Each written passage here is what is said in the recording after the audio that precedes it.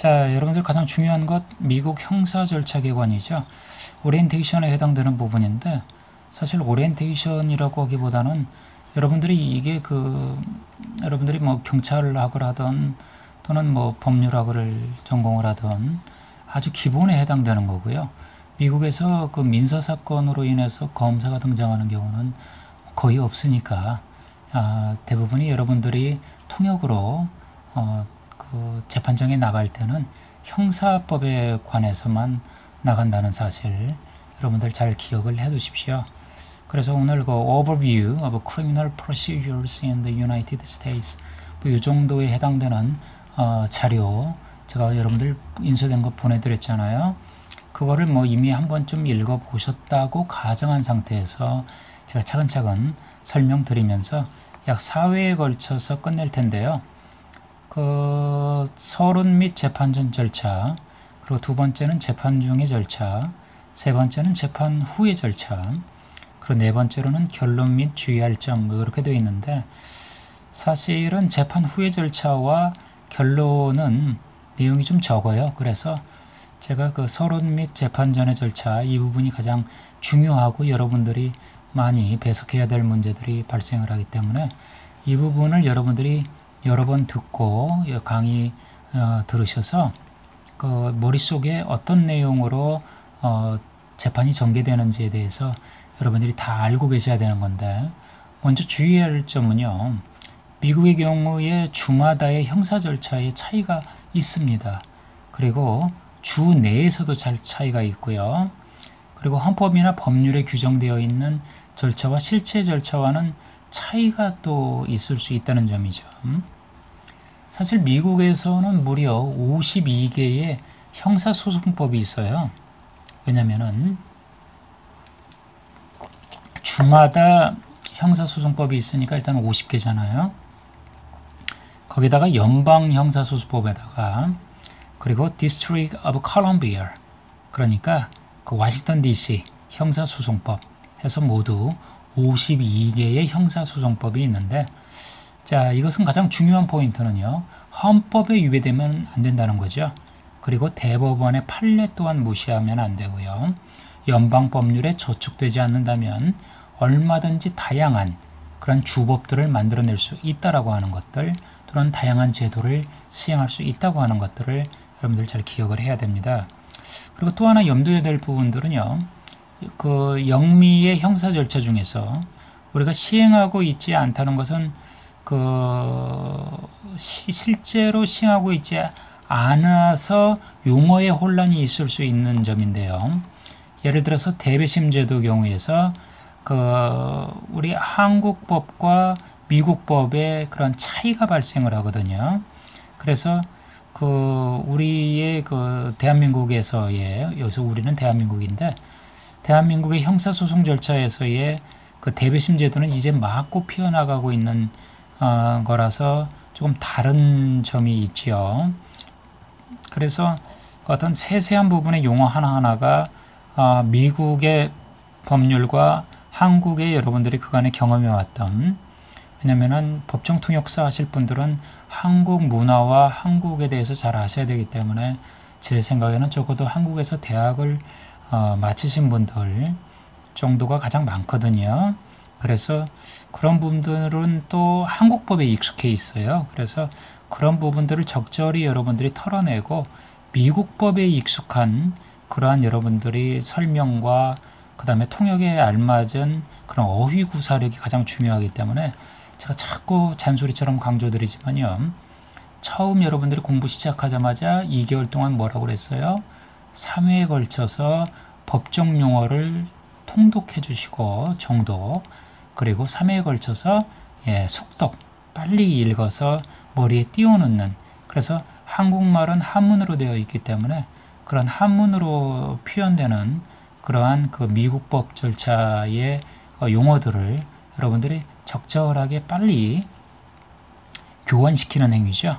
그러니까 그러한 것들에 대해서 세세한 부분의 그런 용어들 정확하게 골라내야만 된다는 것 때문에 여러분들이 그러한 그 용어의 범위 부분에 대해서 자칫하면 넓어지고 자칫하면 좁아져 버리기 때문에 어떻게 적절하게 사용할 것인가, 여러분들이 바로 그러한 어휘 부분을 잘 터득해야 된다라고 하는 부분입니다. 자, 그 다음에 미국의 형사 절차를 법적인 관점에서 보면은요, 전체를 개략적으로 보면은 약간 3단계의 어떤 시간의 흐름상으로 나눠볼 수가 있죠. 재판 전, 재판 중, 그리고 재판 후.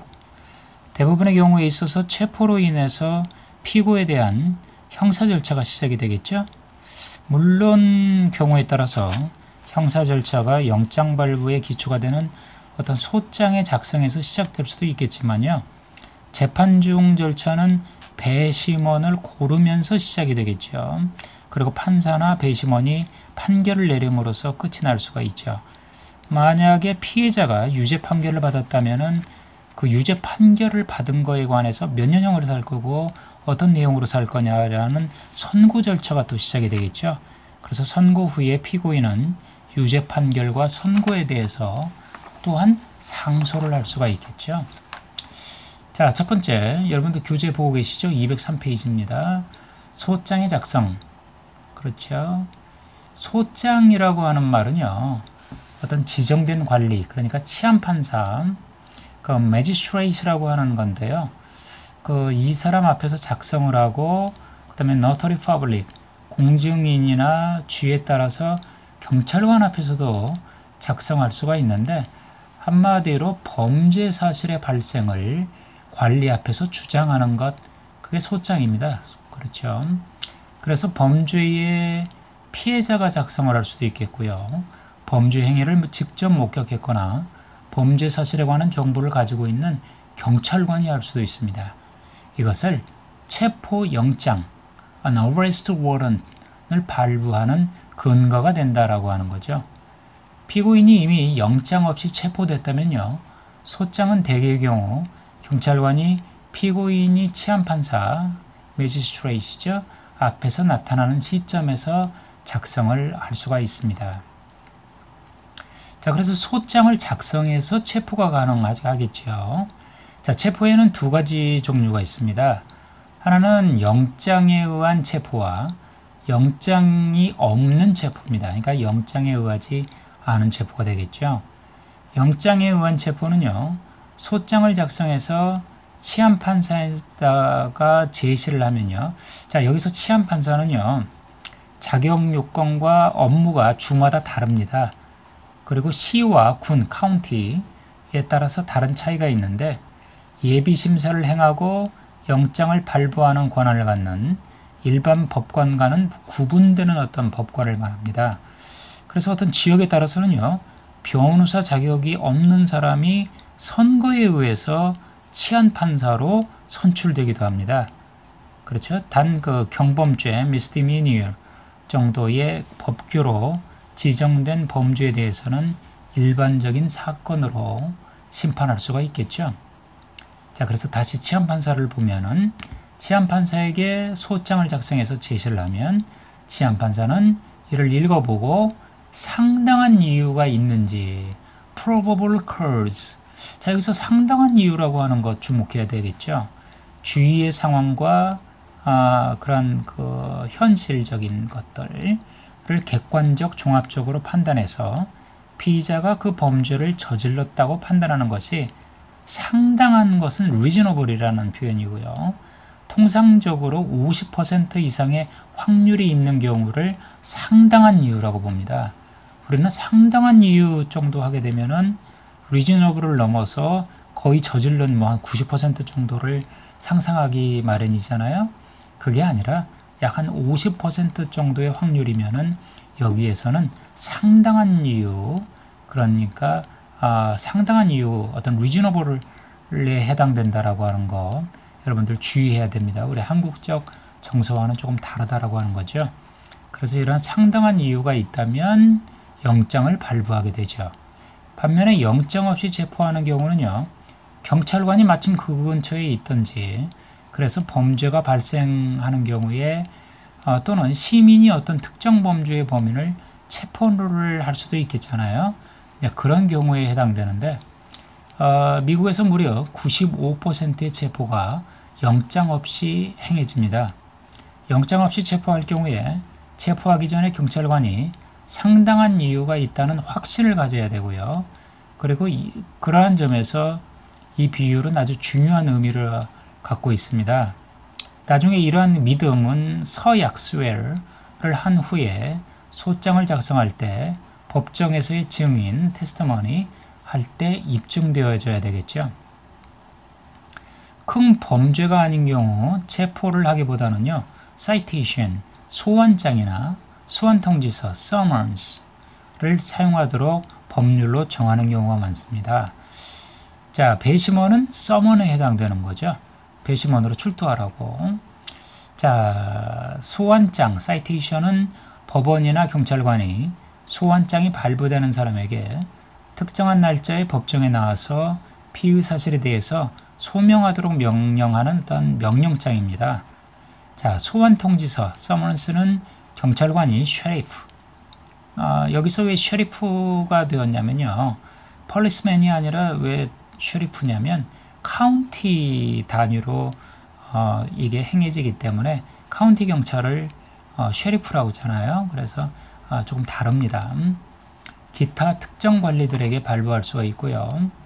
통지서상에 나타난 사람이 지정된 날짜에 소장, 컴플레인에 나타난 혐의 사실을 해명하기 위해서 법정에 나타나도록 통지하게 하는 거죠. 자, 이 두 가지 모두 citation하고 summons 마찬가지로 만약에 소환장을 받고도 법정에 나타나지 않으면 체포영장이 발부가 됩니다. 자, 그리고 나서 소환장이나 소환통지서는 예비심판 전에 피의자를 수감하지도 않아도 된다는 이점이 있죠. 그래서 경찰관이 체포를 하고 사건부에 등재하는 등 시간과 비용을 줄일 수 있다는 것에 대해서 많이 선호되고 있죠. 204페이지 3번 항목입니다. 자, 경찰서에서의 사건부 등재. 자, 부킹이라고 합니다. Booking at police station. 자, 사건부라고 하는 것은 police floater, 체포기록부, arrest book. 자, 이러한 용어들 이미 여러분들 잘 알고 계시죠? 자, 피의자의 이름, 체포의 시간, 그리고 혐의 사실을 기록하는 것이 사건부 등재가 됩니다. 자, 사건부 등재 이전에 피의자는 범죄에 관련된 증거물이나 무기가 있는지를 수색을 받겠죠. 혐의 사실이 중대한 범죄자인 경우에 또는 범죄인 경우에 피의자의 사진을 찍거나 지문을 제출할 수 있죠. 자, 사건부 등재 전이나 후에 대개 피의자는 경찰이 운영하는 유치장, 락업, 유치장에 갇히게 되죠. 중소도시같이 유치장이 필요하지 않은 곳에서는요. 제일에도 갇히게 됩니다.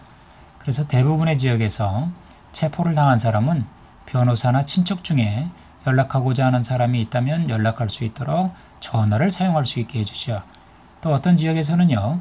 경주에 대해서 사전에 책정된 금액의 보석금을 공탁할 수 있도록 해주죠. 자, 단 지정된 기일에 지정된 장소에서 반드시 나타난다는 조건인데요. 보석금을 공탁하지 않거나 보석이 거절되면 피의자는 치안판사를 만날 때까지 구치하게 된다. 무슨 얘기냐면요. 이 사람이 범죄를 저지른 게 확실하고 그리고 도망갈 우려가 있다. 이런 경우에는요. 그러니까 그냥 유치장에 집어넣습니다. 이런 경우에는 보석금 자체를 설정하지 않죠. 또는 아예 그 보석금을 200만 불이라든지 뭐 이 정도로 올려서 아예 그 지불 능력이 없을 수 있도록 또 하는 뭐 이런 다양한 게 사실입니다. 자, 그래서 이런 보석금은 일종의 보험인데 캘리포니아의 어떤 한 움직임 중에 하나는 이런 보석금 제도를 폐지하려고 하는 그런 어떤 시도들이 지금 있는데 사실은 보석금을 폐지하게 되면 여러모로 비용 문제에서 법원이 많이 지출을 해야 된다고 하는 문제 때문에 아마도 보석금 제도는 계속 유지가 되지 않겠냐라고 하는 것은 제 생각입니다. 자, 4번으로 넘어가죠. 체포 후 치안판사 앞에서의 출두, appearance before magistrate. 어떤 주에서는 이 절차를 최초 출두, initial appearance. 그렇죠? 라고 얘기를 하겠는데요. 혹은 영장 인부 절차 arrangement이라고 하죠.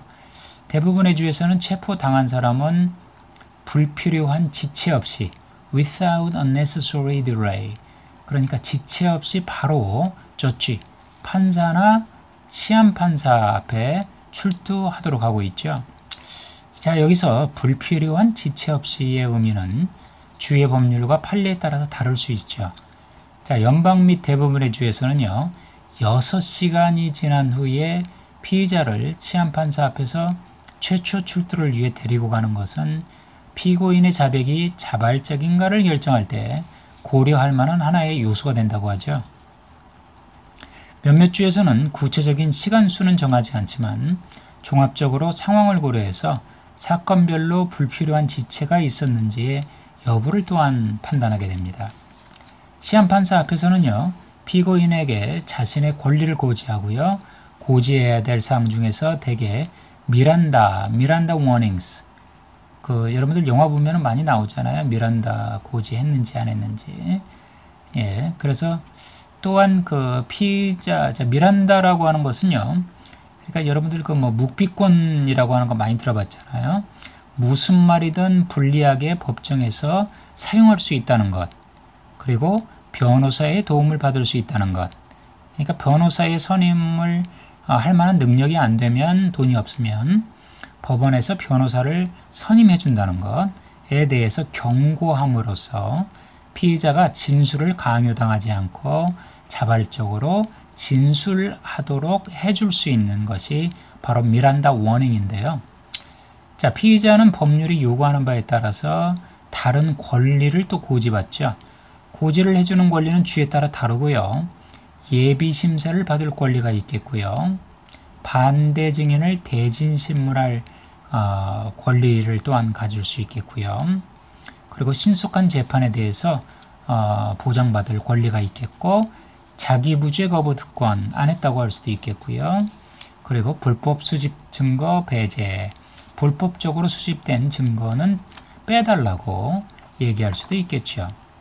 자, 대부분의 지역에서요, 치안판사는 피의자가 출두한 경우에 미란다 경고, 아까 말씀드렸죠, 미란다 워닝스를 하도록 규정하고 있는데, 사실은 치안판사에 출두하기 전에도요, 경찰관이 피의자를 신문하는 경우에는 피의자를 체포한 경찰관이 미란다 경고를 해줘야만 됩니다.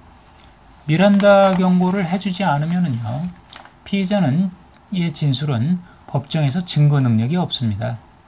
역으로요, 경찰관이 피의자에게 신문을 하지 않는 경우, 그러니까 영장에 의해서 체포된 경우가 되게 그러겠지만요, 경찰관은 미란다 경고를 해줄 필요가 없습니다. 경찰관은 단지 영장에 나타난 피의자를 판사나 치안판사 앞에 데리고 가기만 하면 되는 거기 때문에 그래요. 자, 혐의를 받는 범죄, charge. 그렇죠? 경범죄, misdemeanor. 자, 경범죄 하게 되면은요, 우리가 중범, 경범, 이렇게 나눠지니까, 경죄 하게 되면은 도대체 몇 년이냐? 라고 할 수가 있겠는데, 법정형이 1년 혹은 6개월 미만인 경우를 misdemeanor, 경범죄라고 얘기를 하죠. 경죄.